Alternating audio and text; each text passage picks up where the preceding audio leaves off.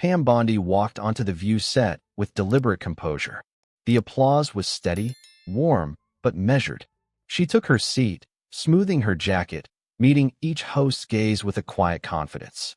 The studio lights shimmered off her presence, not dazzling, but determined. Whoopi leaned forward first, neutral tone. She said, "Please welcome former Florida Attorney General Pam Bondi. The panel is eager to hear your perspective on abortion policy. Let's get right to it." Pam offered a polite nod. She said, "Thank you, Whoopi. I'm grateful to be here." Sunny Hostin spoke next, professional but focused. She said, "Pam, you've been a prominent pro-life voice. Critics say your positions disregard women's health and autonomy. How do you respond?" Pam's expression remained calm. She said, "I believe in protecting the unborn. I believe women deserve better support. We should help mothers, not abort children." A hush settled over the audience, some nodding, others still. The energy shifted slightly, tightening. Sarah Haynes chimed in gently. She said, "When women face crisis pregnancies, health complications, sorry, this is a medical matter. Don't they deserve safe options?" Pam replied evenly. She said, "Each life is precious. If a pregnancy is dangerous, a medical intervention may be needed, but abortion as birth control should not be the go-to answer." There was a pause. The tension grew under calm words. Joy Behar added softly. She said, "So you believe in exceptions for rape, incest, and life of the mother?" Pam looked at her. She said, "Yes. I believe doctors, women, and families, together, should decide those rare exceptions, not ideology." Sunny's tone sharpened. She said, "But legislation you supported in Florida made it harder for women to receive care for those exceptions, requiring multiple doctors' sign-offs. Doesn't that delay life-saving treatment?" Pam's voice stayed steady. She said, "That law required time for informed consent. Enough time to ensure women knew their options. Safety and clarity, not confusion, should guide medical decisions." The studio lights bristled with incoming tension. The audience leaned in. Sunny pressed further. She said, "Yet advocates say 6-hour wait windows and extra ultrasounds added red tape and cost. That cost is paid by women seeking care." Pam responded carefully. She said, "I believe costs can be covered by charitable care. Informed consent builds trust. When women are rushed, mistakes happen. I believe we need compassion and safety, not coercion." A ripple of discomfort passed through the audience. The tone was clinical, but tinged with clash. Whoopi interjected softly. She said, "Pam, many women say coercion happens when they can't access abortion. They feel trapped.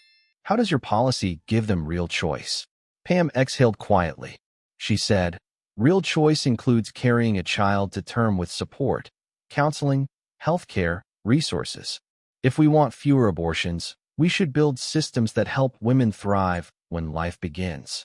Sunny's eyes narrowed slightly. She said, "Many of the women you intend to help say your policies ignore their reality. Single mothers, women in poverty, survivors." Pam met her gaze. She said, "Then we should lift them out, not lower their expectations. Address poverty, education, childcare. Don't offer abortion as an easy out.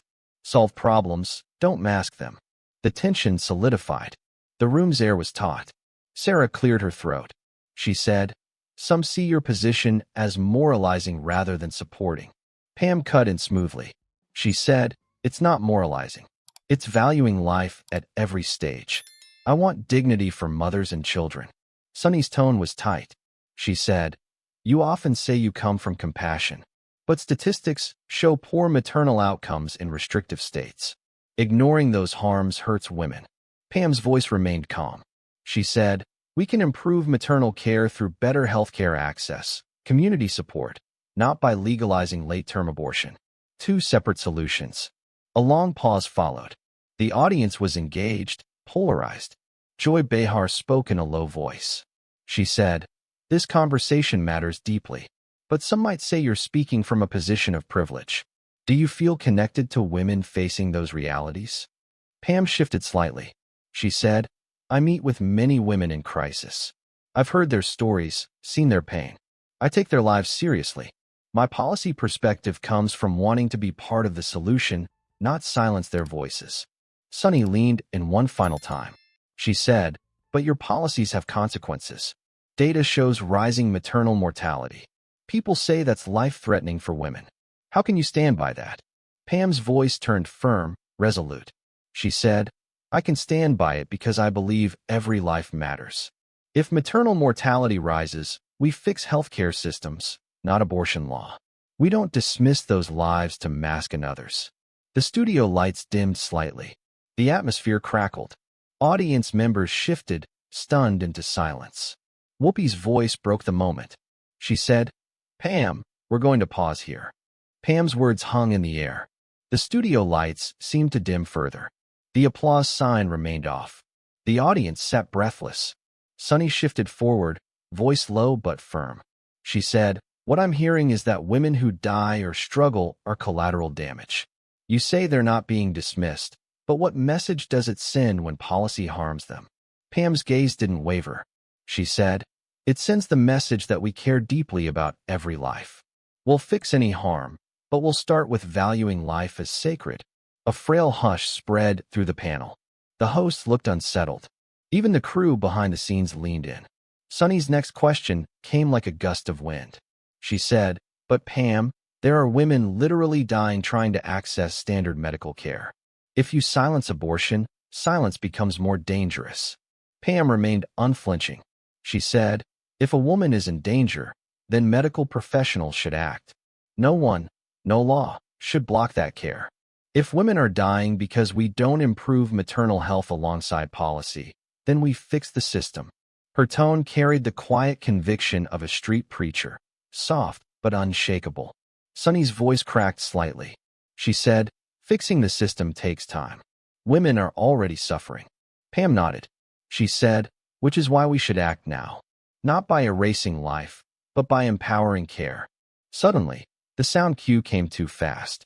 The band stirred in readiness to bring things back to normal, and Joy tried to step in. Joy said, Pam. Pam cut her off gently. She said, let me finish. She paused. Sweat beaded at Sunny's brow. The room held its breath. Pam said, when we talk about abortion, don't let fear silence us. Don't let fear force us to choose between one life or another. That's a false choice, and we can do better. We must do better. The weight of her statement pressed down. Whoopi stood abruptly. She said, Pam, I'm going to have to ask you to leave the set. Her tone was final, but not loud. The audience stirred, some gasping, some silent. Sunny's face was stilled. She said softly, it's not me asking, Pam. It's the producers. Pam's posture remained steady. She nodded once. She said, I understand. She rose slowly. The audience watched. She turned, her face calm but determined. She said to Sunny quietly, I'll continue this where it matters, in courtrooms, in communities, with women whose lives depend on it. Her heels clicked on the stage floor. She walked past Whoopi, past Joy, past Sunny. The applause sign never lit. The band never played her off. When she reached the wings, she paused and looked back. Silent. No words. Then she passed out of sight. The cameras cut. The studio remained hushed.